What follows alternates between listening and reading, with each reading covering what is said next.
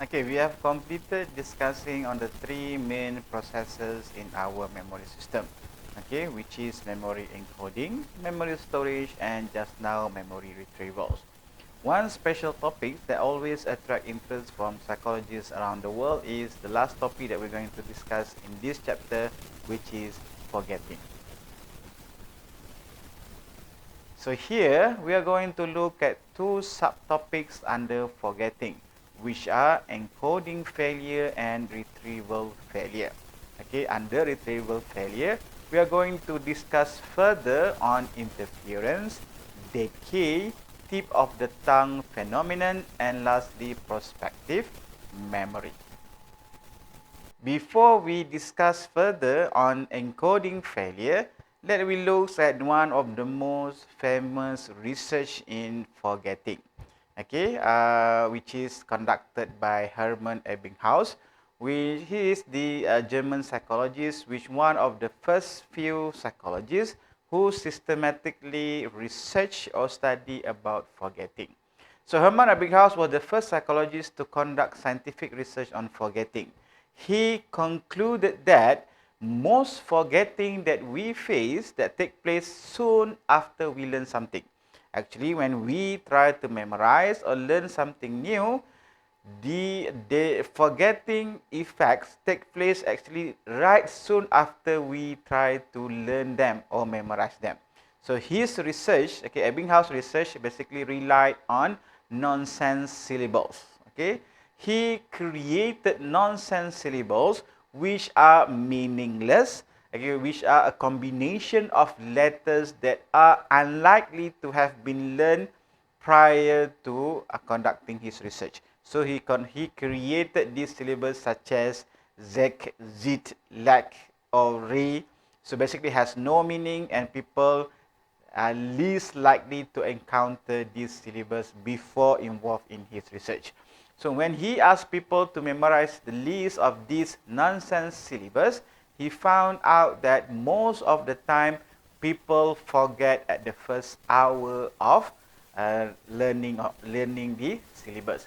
When we memorize more meaningful material, on the other hand, forgetting is neither so rapid nor so extensive, according to Ebbinghaus. So in this figure, it shows that if Ebbinghaus' finding of his research. So Ebbinghaus forgetting curve. In 1885, Ebbinghaus made up a memorized list of 13 nonsense syllables. Okay, 13 nonsense syllables, and then assess how many of these 13 syllables could be remembered as the time passed by. Okay, so he found out that even just an hour after the memorization, Ebbinghaus could recall only a few of the nonsense syllables he had memorized. So if you look at this curve, you look at between a quarter to 1 hour.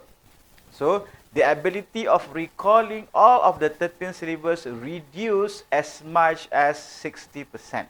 Okay, 60%.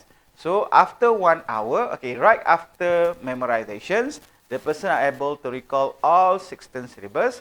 But right after 1 hour of it, he forget almost 60% of all what he memorized earlier. So, but this is somehow consistent until 2 days, or until 48 hours. Okay, from 1 to 48 hours, the reduction is very small, between 5 to 10% only.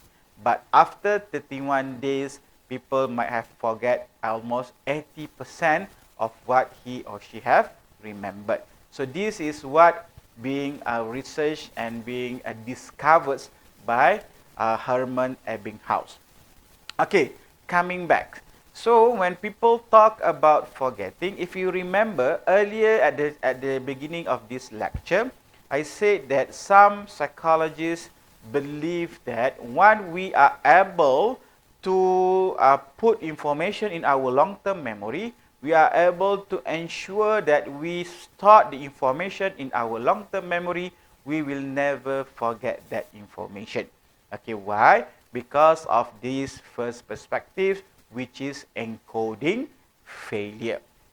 Okay, so what is encoding failure? So when we talk about forgetting, we do not differentiate between encoding failure, storage failure, or retrieval failure. For us, the simpler term is we forget it. Okay, we don't even remember about it.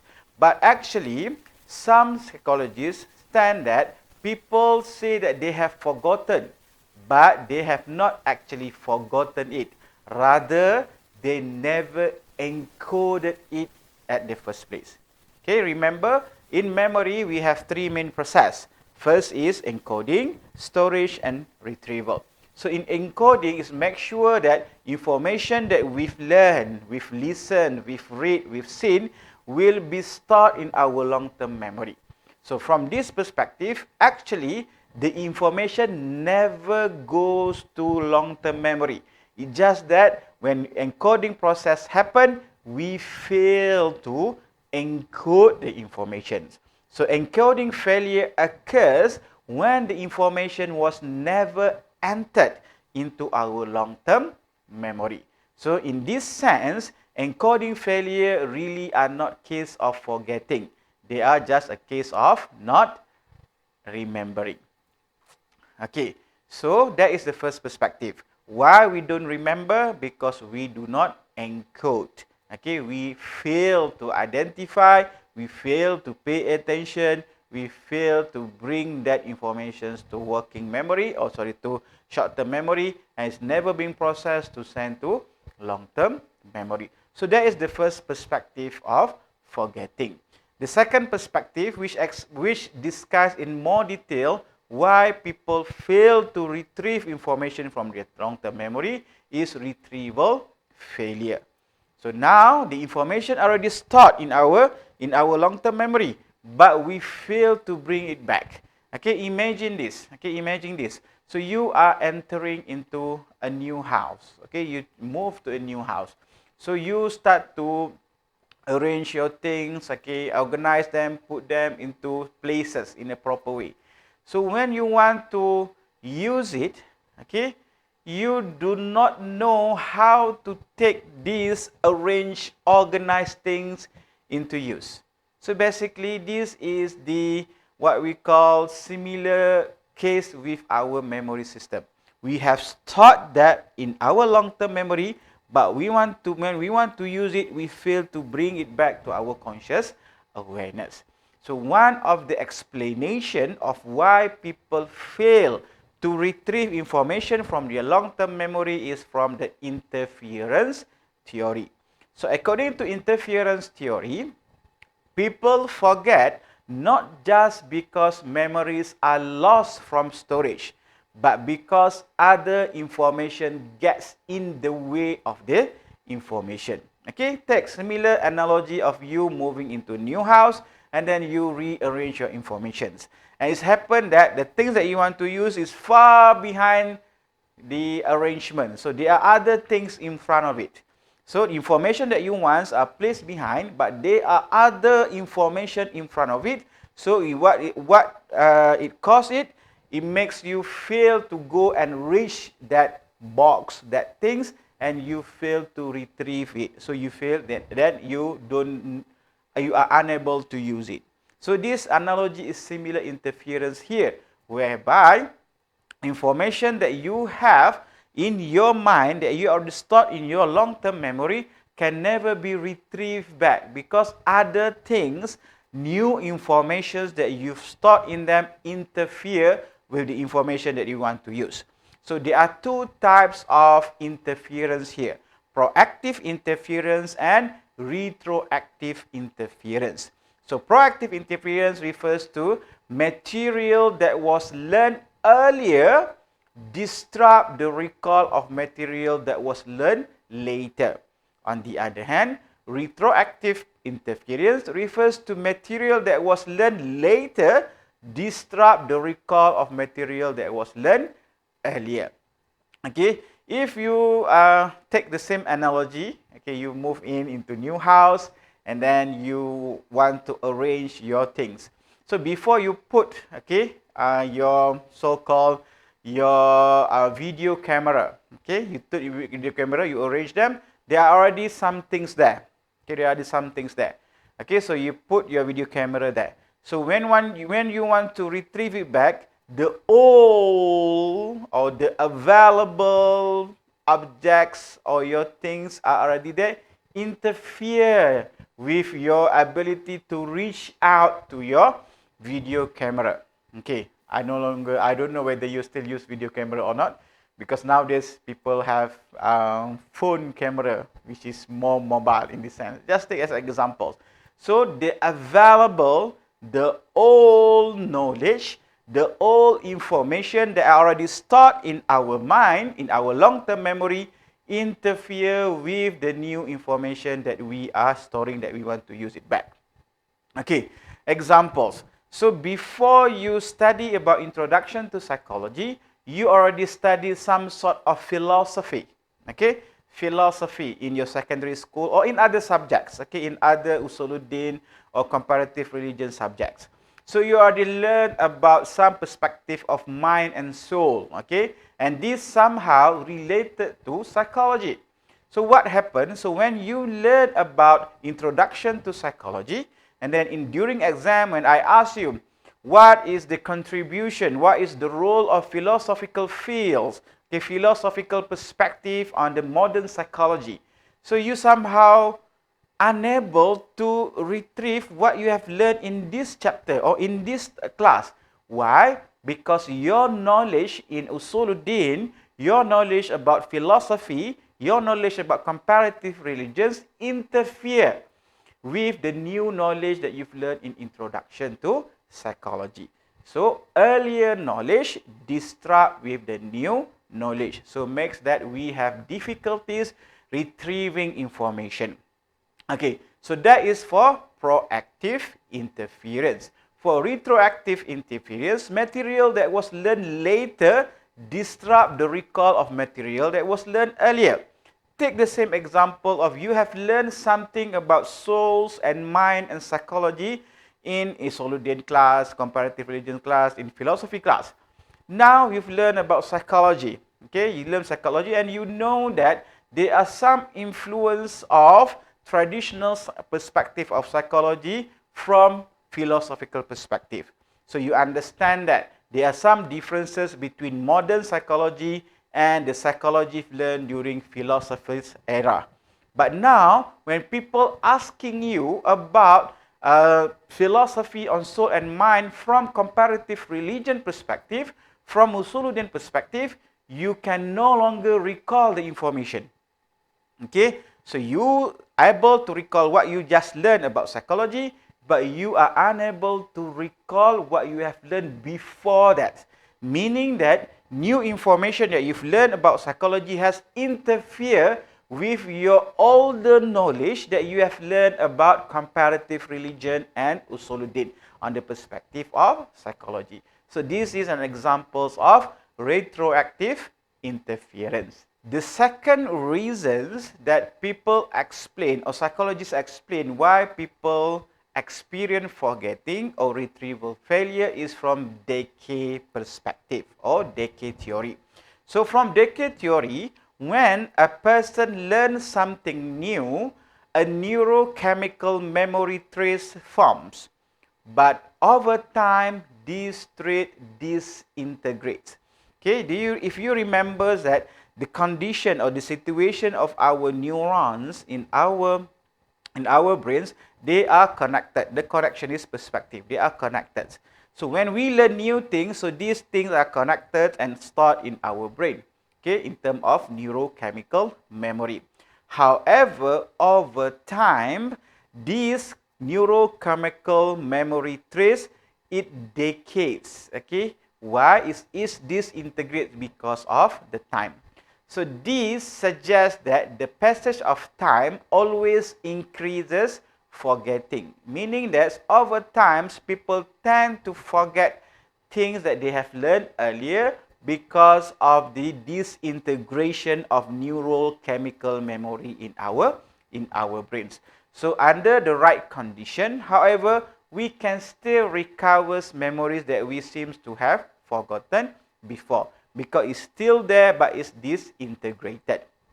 Okay, so when we talk about decay memory and neurochemical memory trace, they are important neurochemicals which are involved in our memorizations, our memory system. They are acetylcholine, GABA, and catecholamines. Okay, sorry. Okay, so these three neurochemicals are involved in our memory system and in decay theory. Another scenario whereby people experience forgetting or retrieval failure is called tip of the tongue phenomenon. So I believe that me, myself, and you as well experience this in our life as well. Okay, so tip of the tongue phenomenon is a type of effortful retrieval associated with feeling that we know something but cannot quite pull it out of memory. So we know that thing, but it does not coming out, that we cannot pronounce it. Okay, this phenomenon arises when we can retrieve some of the desired informations, but not all of it. Okay, not all of it.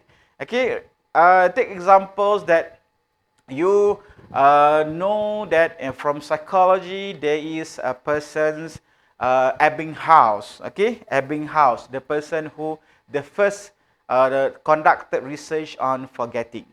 So when I ask you in the final exam, or when your friend asks you who is the first person who conduct empirical research about forgetting, you kind of, I know this person. He is a German psychologist, but I don't remember his name. His name like a place to stay, something about house. Okay, so you know about the person, okay, but you cannot recall it. Okay, you cannot pronounce it. You know some information about it. So you cannot pronounce Ebbinghaus, but you know that his name related some with like house or like place to stay. Okay, so that's a tip of the tongue phenomenon. Okay, whereby we cannot recall the whole information, but we know that information. Okay, we know that information. Okay, so that is tip of the tongue phenomenon. The last topic under forgetting, prospective memory. To understand about why forgetting happen to prospective memory, I need to explain about the type of memory first. So before we talk deeper or discuss deeper about forgetting in prospective memory, we're going to discuss about two types of memory, which is retrospective and prospective. Then after that, we are going to look at what are the type of prospective memory and why people forget or unable to retrieve information about prospective memory. And the last part, we are going to discuss about amnesia. Okay, so in order for us to understand why forgetting happens to prospective memory, we need to understand another type of memories, which is retrospective. So there are two types of memory, retrospective memory and prospective memory. Retrospective memory is basically remembering information from the past. Okay, what you have learned in the past semesters, what you have learned in your secondary schools, what you have experienced the first time you register for this subject, for example. Those are from the past memory. But there are another type of memory which are called prospective memory, remembering information about doing something in the future. Includes memory for intention. Okay, when I was growing up, I don't really pay much attention to prospective memory because basically what you are going to do in the future. Okay, what you plan to do in the future. So, but because during that time, I don't have much things to remember. Okay, and another thing is, I don't usually forget what I need to do. Okay, I don't have even to do the to-do list. Okay, so if you want to know, to understand about prospective memory is, remember like you have to do a lot of things and you write down your to-do list.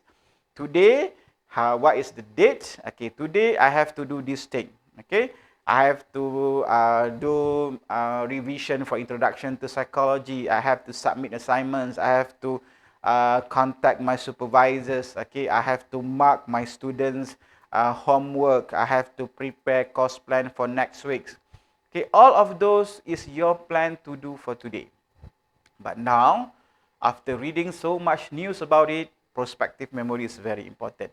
I don't know whether you keep in touch with news in Malaysia or not, but as recent as the last 2 weeks, I think that been, I don't know what number of cases, but there are many cases whereby the babies died in the parents' car.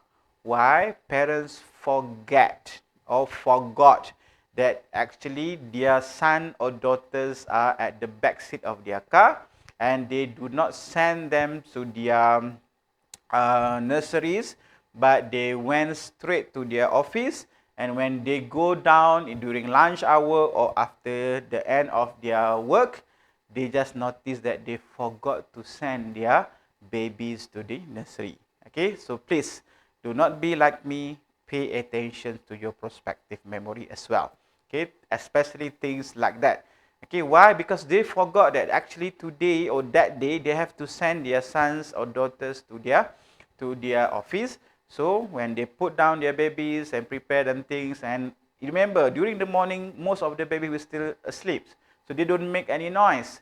So instead of going to their nursery, you go directly to your office, and then because of the heat, because of the oxygens, so the babies pass away. Okay, so prospective memory, remembering information about doing something in the future, includes memory for intentions. So prospective memory includes both timing, when we have to do something, and content, what we have to do. Okay, that's why even now, at my place, okay, I have to put on reminder on my phone. Okay, reminder on my phone every day to clock in and clock out from my office, because we are not using any physical form such as punch card or bibliometric attendance system or face attendance system. So you have to key in your phone or on your laptops or on your computers. So most of the time what happened is I forgot to log out. I forgot to clock out. Okay. So I have to put a reminder, 7 a.m. in the morning, clock in, 7 p.m. in the afternoon, clock out. Okay, otherwise, okay, my attendance will not be accounted for that day because it already passed the 24 hours day. So it's a prospective memory, includes both timing, okay, the time, when, and content, what to do. Okay, so in this aspect, we want to discuss why retrieval failure happened to prospective memory, not for retrospective memory. So under prospective memory, there are two types. Okay, there are two types of prospective memory, which is time-based prospective and second, event-based prospective. For time-based prospective, memory is an intention to engage in a behavior after a specified amount of time.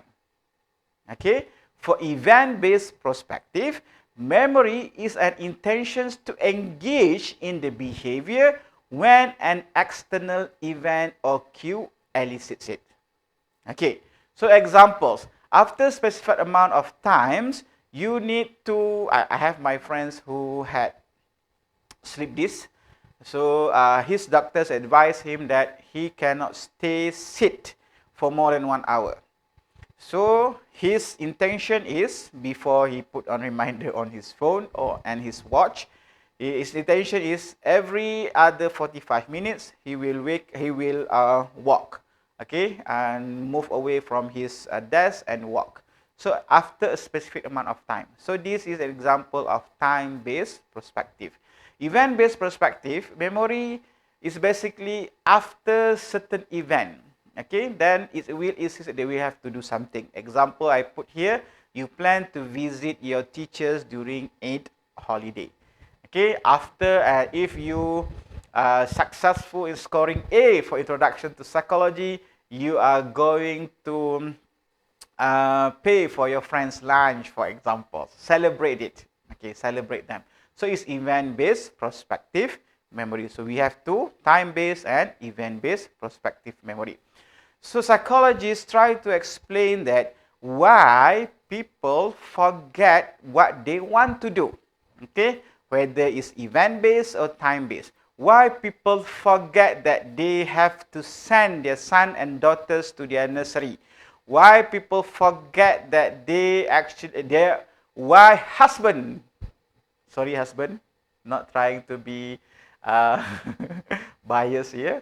Why husband forget their wife birthdays, for example? Okay, so psychologists try to explain this forgetting about prospective memory because of absent-mindedness. Okay, absent-mindedness. So some failures in prospective memory are referred to as absent-mindedness. So absent-mindedness often involves a breakdown between attention and memory storage. Okay, so it's breakdown between attention and memory storage. So cause of this breakdown between attention and memory storage are because of preoccupied with something else. Okay, you are keep on thinking about your work, okay, about what submission, the deadlines and everything.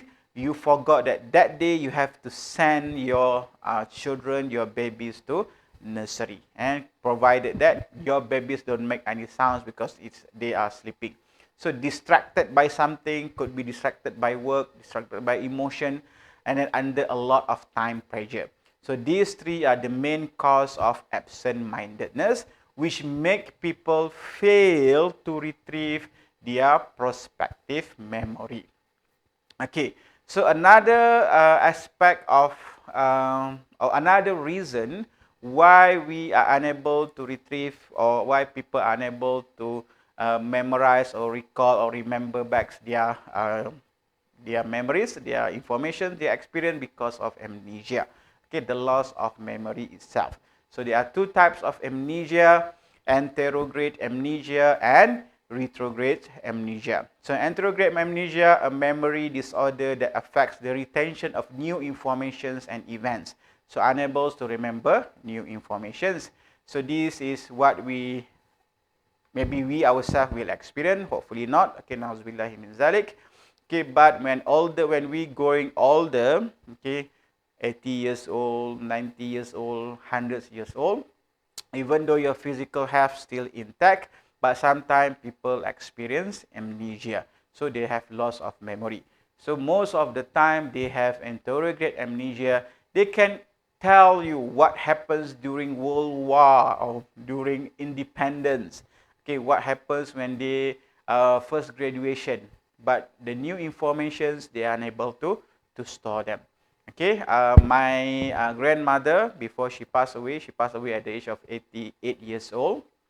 Okay, towards the end of her age, so she has this anterograde amnesia. So she can sit with me and share her experience, a lot of her experience, and still intact, but she will always forget that whether she has prayed or not.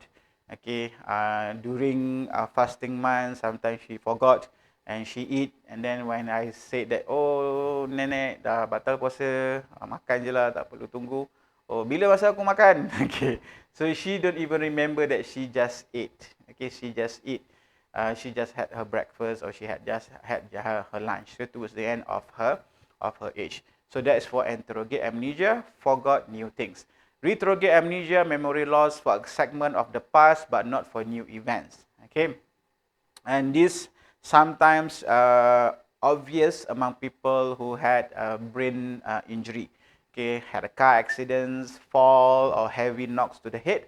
So some of their memory loss happen, and then they experience retrograde amnesia, whereby they only able to remember new events after the incident. Okay, experiences before the events usually are forgotten. Okay, retrograde amnesia. Okay, so those are the aspects that psychologists discuss under forgetting. So we have encoding failure and we have retrieval failure. So the encoding failure, we are unable to even encode all the information are failed to be put in our long-term memory. Retrieval failure, informations are there in our long-term memory, but we are unable to retrieve them because of interference, because of information decay or neurochemical decay, because tip of the tongue phenomenon, and because of prospective memory due to absent-mindedness and amnesia. Okay, I think that's all discussion for this topic, memory. Thank you very much for your attentions. So in a nutshell, so we have discussed on introduction, the nature of memory, and memory encoding, memory storage. We've discussed three systems: sensory memory, short-term memory, and long-term memory. And then we discussed about memory retrieval. Okay, we talk about serial position effects. Okay, we talk about retrieval queues and retrieval tasks. And just now we completed discussing about forgetting on encoding failure and retrieval failure.